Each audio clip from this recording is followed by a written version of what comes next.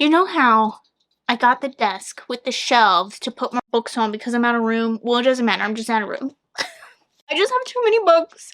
I'm in the middle of an unhaul challenge, TBR, but that's just such a small sampling of what's on these shelves, and I feel like it is time. I think it's been like 2 years since my last unhaul, and I feel like it's time to do an unhaul. We are uninfluencing, de-influencing books today. That's just clickbait, honestly. De-influencing has to do with, like, you don't need the popular things that the influencers have. You probably have something just as good at home type thing, or you can buy something of not quite the most expensive value. You have books at home. You have books from the library that you need to read. You don't need any more. Editing Alley, this is for you too. I haven't gone through my shelves yet to see what it is that I want to keep and what I don't. It's been a while since I've really looked through my shelves, honestly. So this is also a great time, I feel like, to get reconnected. Oh my god. Immediately throw your spooky story painting off the shelf. So that helps. Okay, we're looking for books that have been on my shelves for way too long. At this point, I can probably read them from the library and it will be fine. They obviously have not excited me that much. We're also looking for genres that I probably don't pull from a lot or that I don't do a lot of rereads from. Historical fiction, probably not going to hang on to that. We're also just going to look for books that I've lost interest in. And again, if I want to read them again, I will do so from the library. I do think I'm going to take a page out of Becca's book. And I'm going to have a pile that, like, in a year's time, if I haven't read them within a year's time, they gotta go.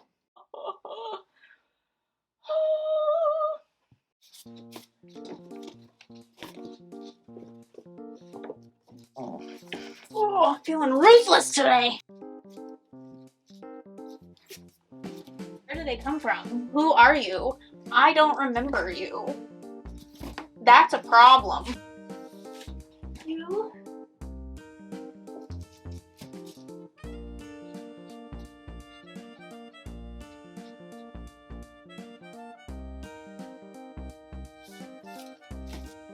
Oh, this doesn't go here either. This goes over there. Ding, ding, ding.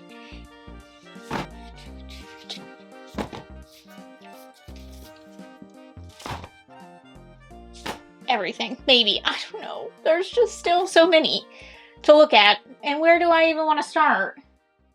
They're disheveled, which is fine, because I think I want to redo a lot of my shelves anyway. Oh, more. Wait, there's more. In that time span, just quickly going through.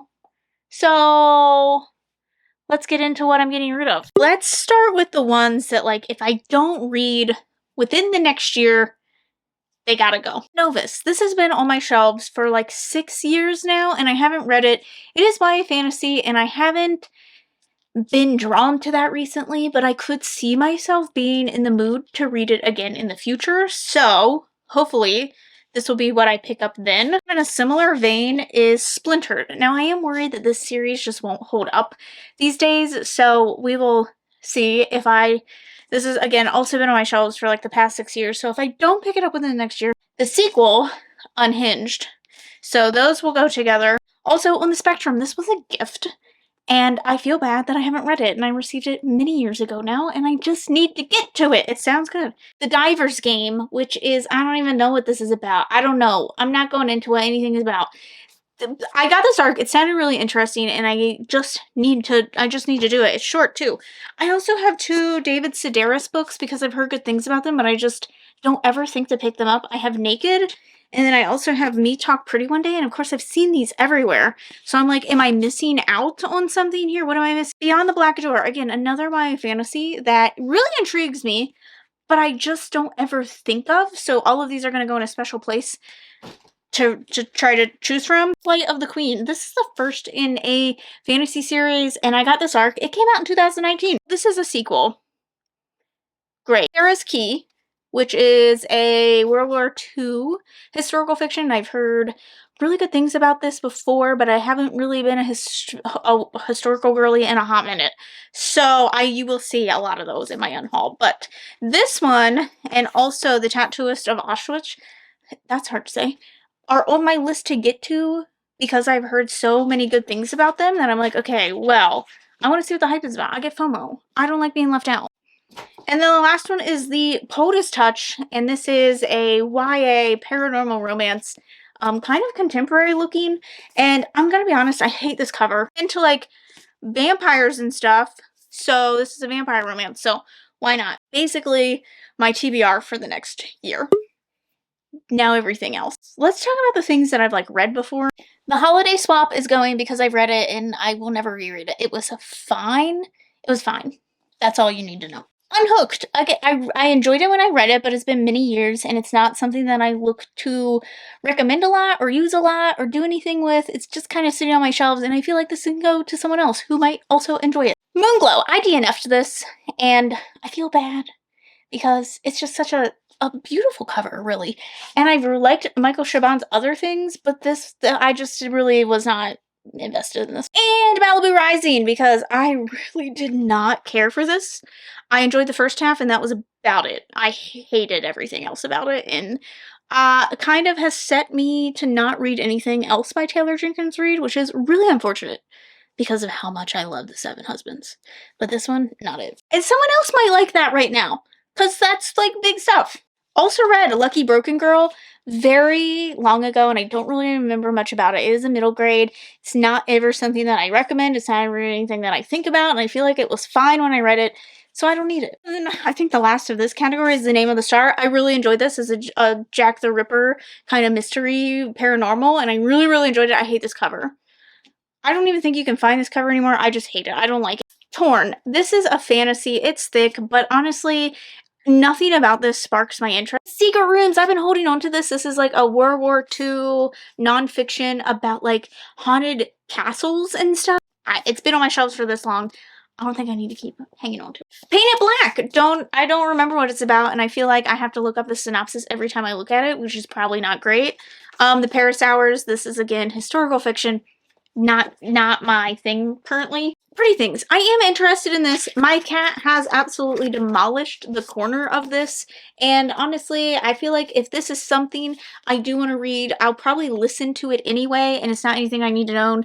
This is an ARC, so I don't feel super bad about like passing this on to someone. Broken Wish. This is I'm kind of over a little bit of the fairy tale retellings at the YA level.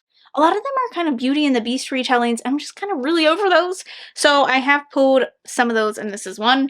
2, Night Owl from Dogfish. This is a middle grade, and it has been on my list to read, but it is something I would probably listen to, and I just don't care for this cover either. The Merciless 2. I don't know where the Merciless 1 is. It's somewhere on my shelves. I will find it and also add it to this because these are other ones that have been on my shelves for a very long time, and at this point, I just don't really have an interest in them. I feel like they probably haven't aged super well in writing with YA paranormal stuff, so they gotta go. This one kind of hurts me because this is stunning. It's the May Queen Murders. Oh my god, this cover is stunning, but again, it's sat on my shelves for so long, and it doesn't ever catch me. So same with Mapping the Bones, and I do think this is also World War II YA historical fiction. It has been something on my list, but I do think it is something that I would listen to. They All Fall Down does sound like a really interesting concept. I think it's like a group of friends are at a dinner and like their names are pulled in an order and they find out that that's the order in which they are dying. It sounds interesting. I do think this is again something I would listen to if I would ever feel the need to read it. Songs from the Deep, just been on my list a long time. And it's beautiful, and I feel like someone else will enjoy this a lot more than I. I feel bad because I think this was a book box book, but I don't see anything. Oh, it's signed. It's a signed book, so. And I have the cover somewhere, but a semi-definitive list of worst nightmares.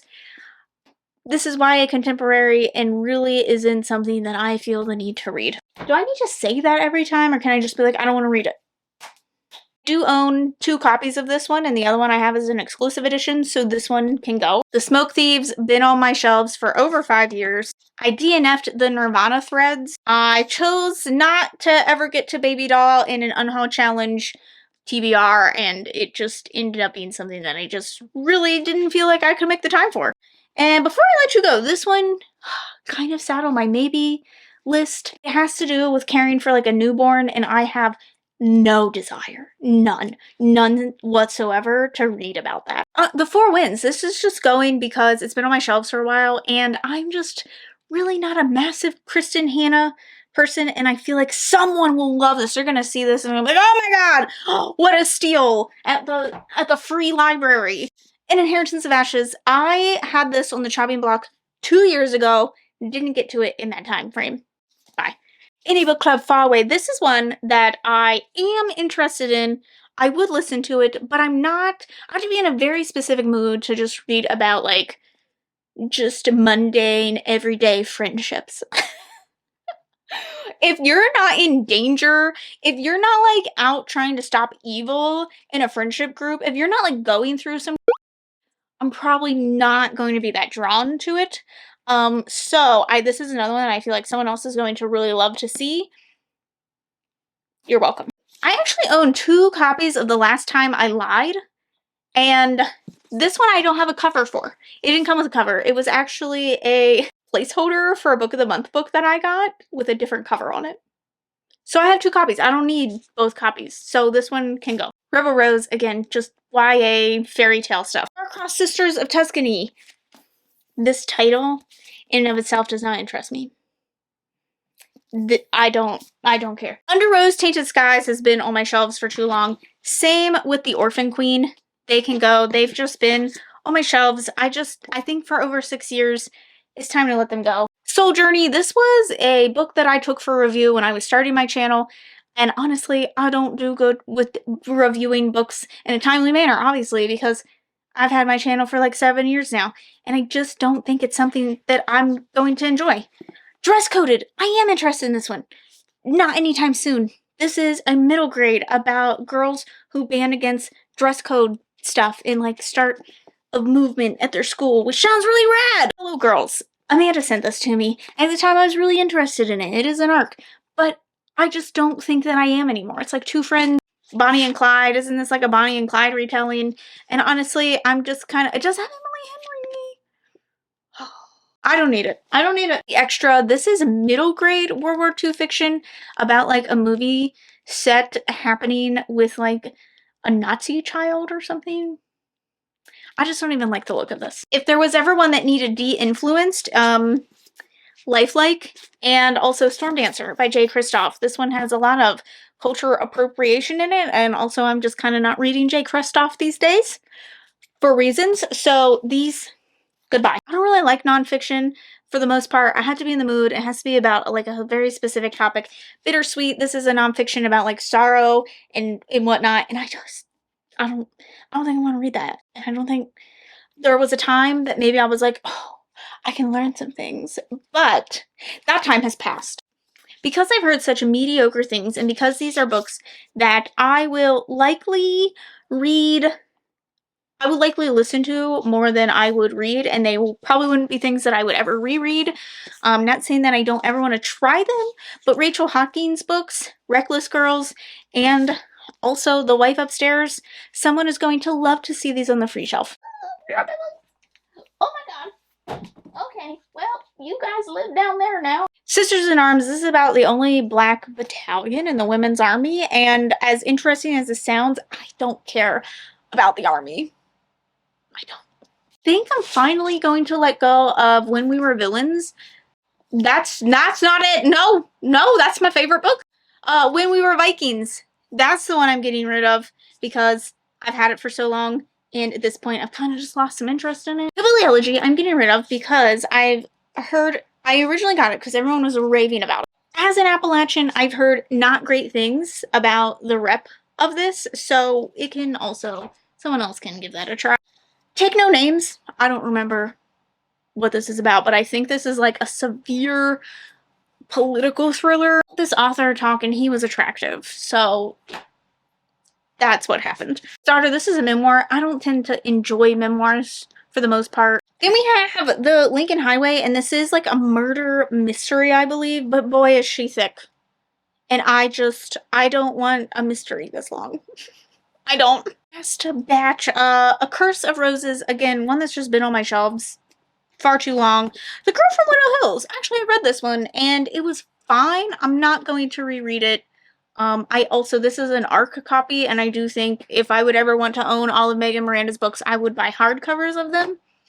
The Incredible Secrets of Hadley Hill. This came in a book box years ago, and I've kind of just lost interest. Secrets of a Charmed Life. Again, bought this years ago, and I do believe that this is some form of historical fiction. It's about sisters. Yeah, in World War II. There's a theme here today. We Are Not Free. About the mass incarceration. Why is that so hard? This is about the mass incarceration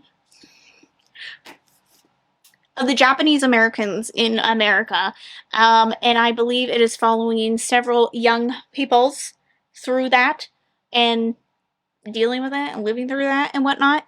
And I really do want to hold on to this, but it is something that I would rather listen to. Okay, I think that's everything.